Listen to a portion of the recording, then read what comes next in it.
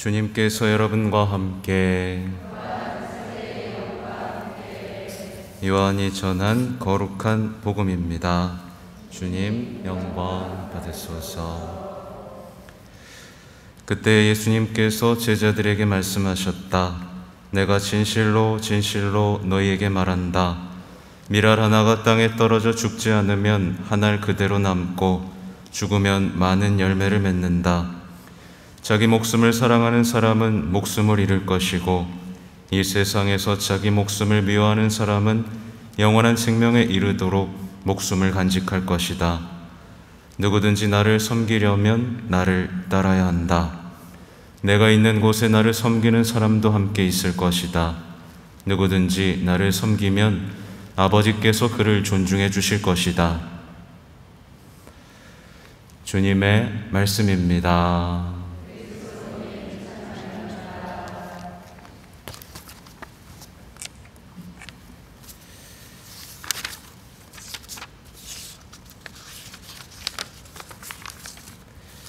자비로이 교회를 이끌어 주신 주님 기억하며 감사하게 하소서.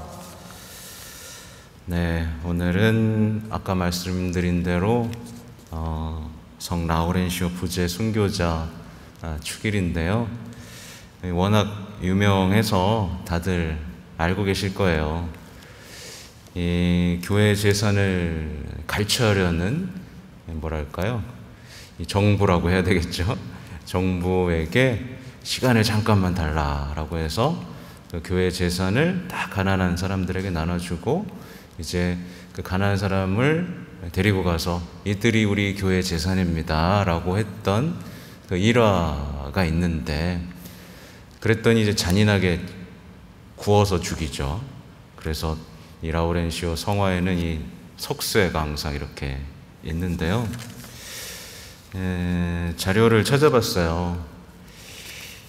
이 박해 때 이 사람들이 얼마나 영민하게 그리스도인들을 괴롭혔는지가 나오는데, 재산을 가지고 오라고 할 때 이렇게 말을 했다고 해요. 당신네 그리스도인들은 우리가 잔인하다고 말하지만 내 생각으로는 그렇지가 않소. 나는 당신네 사제들이 성혈을 은잔에 담으며 당신들의 저녁 예식에 금촛대를 사용할 정도로 금을 펑펑 쓰고 있다고 들었소. 지금 당신네 교리는 카이사르의 것은 카이사르에게 돌려야 한다고 말하고 있어. 황제는 그리스도인에게 권력을 행사하려고 하오. 하느님은 돈을 만들어내지 않았고 말씀 외에는 이 세상에 아무것도 가지고 오지 않았소. 나에게 돈을 내놓는다면 그로 말미암아 말씀은 충분히 이루어질 것이요. 되게 그럴듯하죠, 그죠? 네, 그럴듯하게 교회 재산을 뜯어내기 위한 언어입니다. 그러자 라우렌시오가 이렇게 대답했다고 해요. 교회는 참으로 부유합니다. 당신에게 가치 있는 것을 보여주겠습니다. 그러나 나에게 모든 것을 순서 있게 정돈할 시간과 물품 명세서를 만들 시간을 주시오. 그 다음에 3일 뒤에 장님, 절름발이, 불구자, 나병 환자, 고아, 과부를 모아서 한 줄로 세워서 그 앞에 데리고 갔다고 하죠. 그리고 이들이 교회의 보물입니다 라고 말했다고 합니다. 그러니까 화가 얼마나 났겠어요? 다 뺏을 수 있었는데 이미 다 나눠져 버린 상태였으니까. 아무튼 아까 제가 읽어드렸지만 뺏으려는 자들의 머릿속에는 정말 우리 그리스도인들의 가르침조차 자신의 것으로 만들어버리려는 아주 악행들이 숨어있죠. 그래서 오늘날에도 우리 교회의 가르침이 상대방에게 들어갔을 때, 그러니까 돼지 목걸이에 진주 있잖아요, 그죠? 우리의 귀한 것들을 그들에게 주었을 때 그들은 자기 멋대로 해석해서 그것을 갈취하려고 뭉개버리려는 일들이 있습니다. 주의해야겠고요. 아무튼 오늘 복음과 독서를 한번 볼게요. 오늘 독서의 말씀은 이와 관련해서 이제 어떤 자선에 대한 강조를 하죠. 적게 뿌리는 이는 적게 거두어 드리고 많이 뿌리는 이는 많이 거두어 드립니다. 그러니까 자선활동 잘 하라 라고 말하죠. 근데 자선이 어렵죠, 그죠? 오늘날의 자선은 더 어려운 것이 되어버렸습니다. 제가 예비 신자들한테도 말을 했지만 돈이 다 해주잖아요, 솔직히 말해서. 돈만 있으면 안 되는 거 없죠, 그죠? 돈만 있으면 다 됩니다. 뭐 안 되는 게 없습니다. 그러다 보니까 돈을 내 호주머니에서 빼서 누군가한테 나눠준다는 건 거의 죽음과도 같은 얘기죠. 근데 이거를 해내지 못하면 우리는 하느님을 만날 수 있을까요, 없을까요? 없습니다. 이것을 빼내서 주님께 드리는 것 자체가 어떤 행위냐면, 저는 돈이 다 해줄 거라고 믿지 않고 당신이 다 해주실 거라고 믿습니다. 그러니까 재물이냐 주님이냐라는 갈림길에서 나는 주님을 택하겠다라는 강한 행동이기 때문에 그래요. 그래서 자선을 함으로써 우리는 우리의 재산을 잃는 것이 아니라 재물의 노예가 되는 것으로부터 해방되는 기쁨을 얻습니다. 그래서 죽을 것 같아도 이렇게 돈을 내놓는 것, 이 재물을 봉헌하는 것 자체가 우리의 영혼을 얼마나 구원으로 이끄는지를 안다면 우리는 그것들을 조금씩 시도해 볼 수 있겠죠, 그죠? 그렇게 시도할 때 우리는 하나님과 만날 수 있습니다. 제가 자주 말씀드리잖아요. 교황님께서 회개는 어디서부터 시작된다고요? 회개는 호주머니에서부터 시작된다. 그러니까 나 이제 착하게 살 거야 라고 해놓고 호주머니 꽉 닫고 있는 사람에게는 회개가 이루어지지 않은 것이다 라고 말씀하십니다. 아무튼 하나님께서는 여러분에게 모든 은총을 넘치게 주실 수 있습니다 라고 나오는데, 여기 계신 분들 다 은총 받고 싶으시죠? 네, 오늘 왜 이렇게 다들 멀리 가셔가지고. 은총을 받는 이유, 오늘 나오죠? 온갖 선행을 넘치도록 할 수 있도록.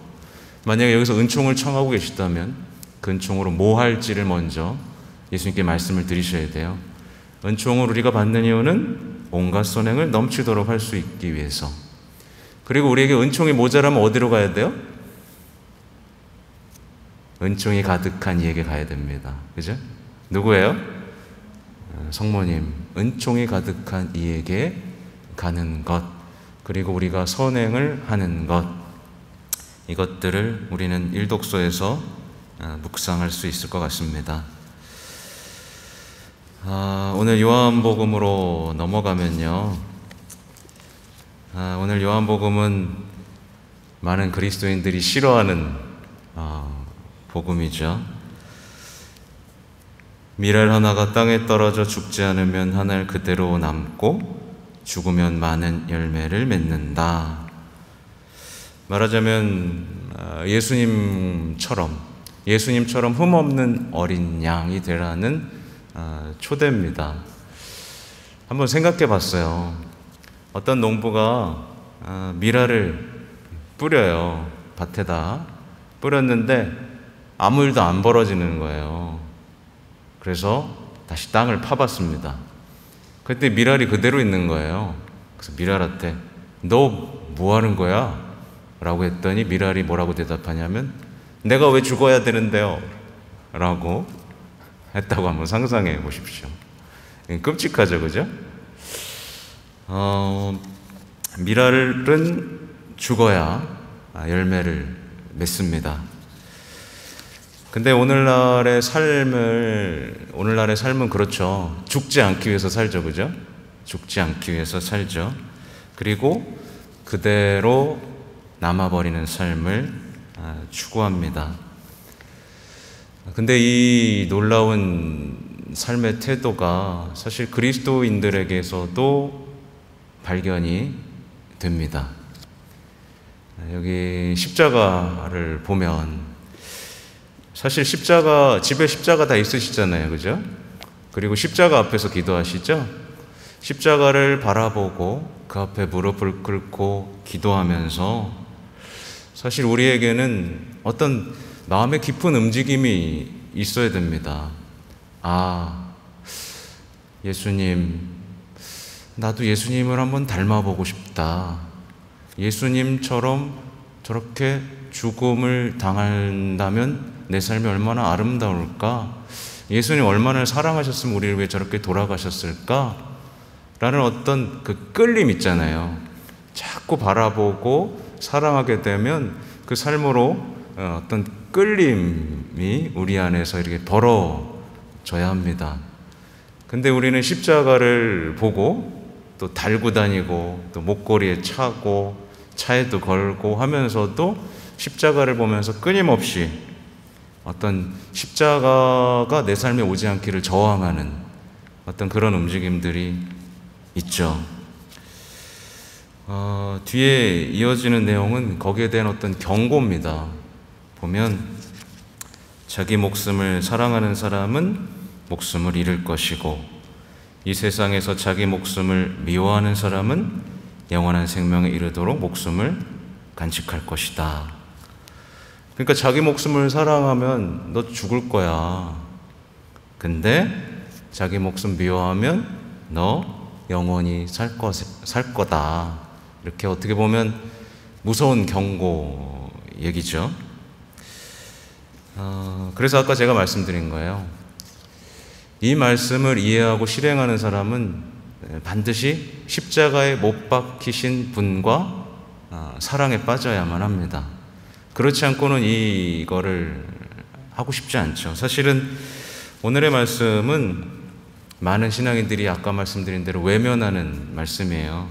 그래서 사랑이신 예수님이 이런 말을 할 리가 없어.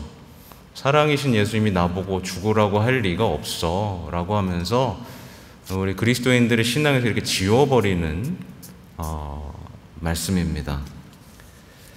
그래서 그래요. 신앙생활 하면서도 어떤 고통과 시련이 오면 어때요? 나 버림받았다고 생각하고요. 업신여김, 또 경멸, 또 부당한 대우를 받으면 자신이 하느님으로부터 미움받는다고 생각을 합니다. 근데 사실 그 순간이 뭐였어요? 주님께서는 영원한 생명을 주시기 위해서 막 옆에 계시던 순간입니다. 근데 우리는 미움받고 거절당하고 고통받고 시련당할 때마다 어떻게 보면 영원한 생명을 주시려고 옆에 계시는 그 예수님과 이제 담을 쌓고 어떻게 보면 예수님을 미워하는 삶으로 접어드는 것 같아요. 그러니까 한마디로 늘 존중받고 사랑받고 하느님마다 잘 될 때 그때 비로소 예수님이 날 사랑한다 라고 생각을 하는 거죠. 또 어제 십자가의 성녀 데레사 베네딕타 수녀님 축일이었죠. 에디티 슈타인이라고도 하는데 어제부터 제가 그 수녀님께서 쓰신 십자가 학문이라는 책을 보고 있습니다. 내용은 이제 십자가의 성요한이 사랑했던 그 십자가, 어떤 하느님을 만나는 그 여정에 대한 설명인데요. 거기서 인상적인 내용이 있어서 조금 읽어드릴게요. 참된 영은 무엇보다도 먼저 하느님 안에서 맛깔스러운 것보다 맛없음을 찾으며 위로보다는 고통을 참아받는 쪽으로 기운다. 그리고 모든 것을 소유하기보다 하느님 때문에 그 모든 것이 결핍되는 쪽으로, 그리고 감미로운 교류보다는 메마름과 고통으로 기운다. 이것이 그리스도를 따르는 것이며 자기 자신을 부정하는 것임을 알았다. 그분의 생애에 참여하길 원하는 사람은 그분처럼 십자가의 죽음을 향해 걸어가야 하며 금욕의 삶과 자기 자신에 대한 부정을 통해 자기 본성을 십자가에 못 박아야 하고 하느님께서 마련하신 또는 허락하신 대로 고통과 죽음 가운데 십자가에 못 박히도록 자신을 봉헌해야 한다. 어떠세요? 정신 나간 얘기처럼 들리세요? 어떻게 보면 오늘 이 말씀을 가슴에 품고 사는 사람은 아마 세상에서 정신 나간 사람, 정신병자, 그리고 어떻게 보면 저 찌질이 그죠? 그런 소리를 듣고 사는 사람들일 겁니다. 그러나 정말 십자가 앞에서 무릎 꿇고 기도하며 그분과 사랑에 빠진 사람이라면 너무나 달콤한 가르침으로 들리겠죠. 사실 성경에는 이런 말씀이 너무나 많습니다. 그래서 이런 얘기도 있잖아요. 생명으로 이끄는 문은 얼마나 좁고 또 그 길은 얼마나 비좁은지 그리로 찾아드는 이들이 적다라고 나옵니다. 글쎄요, 어떻게 해야 될까요? 그래도 가봐야겠죠?